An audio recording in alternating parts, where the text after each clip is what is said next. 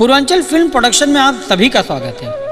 Purvanchal film production को subscribe करने के लिए सब्सक्राइब के लाल बटन को दबाएं और भोजपुरी के नए नए गाने सुनने के लिए घंटी को जरूर दबाएं।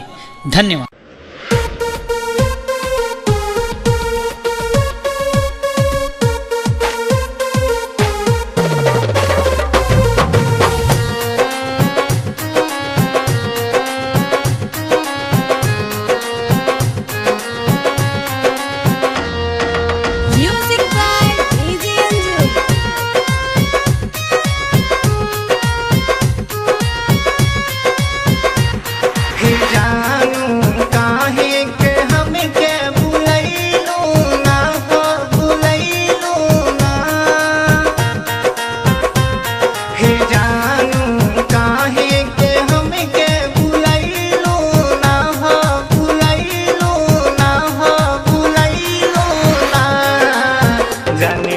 दिलवा तू तोरा दिलवा लगौती ना जाने होती दिलवा तू तोरा दिलवा लगौती ना हे जानू काहे के हमके भुलैलू ना हो भुलैलू ना जाने होती दिलवा तू तोरा दिलवा लगौती ना जाने होती दिलवा तू तोरा दिलवा लगौती ना।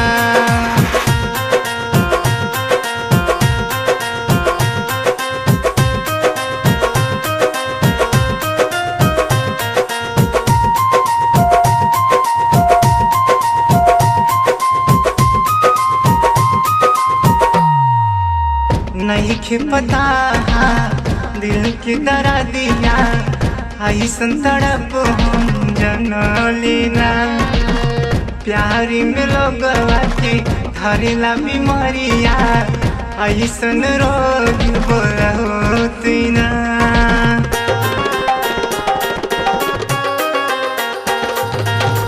नहीं के पता दिल के दर्दिया ऐसन तड़प हम जनलीना प्यारी में लोगवा के हरेला बीमारिया ऐसन रोग बोलती ना।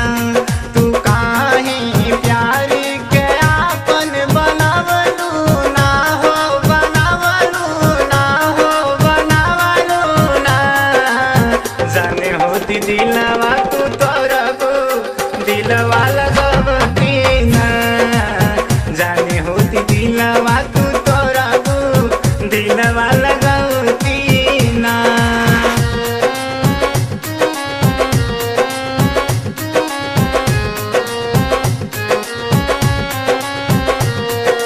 Music by DJ Anju.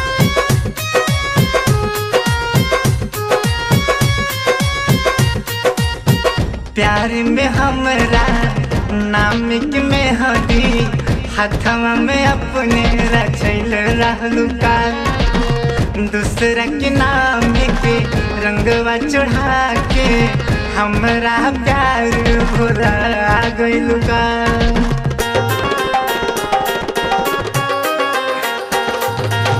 प्यार में हमरा नाम के मेहदी हाथवा में अपने रचल रहलू का दूसरा के नाम के रंगवा चढ़ा के हमरा प्यार भुला गइलू का।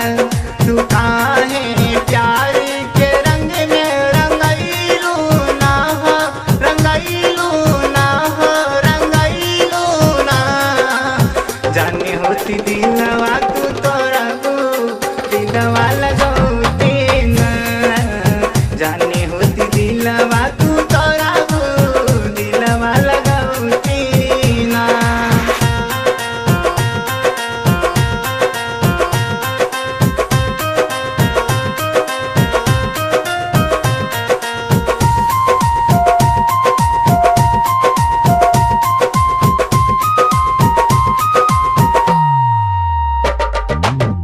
साथ न छोड़बू किरिया खियावलू ऐसन वादा कैले रहलू हो नहीं निभावलू आपन वादा जियते हमके मुआ दिल हो।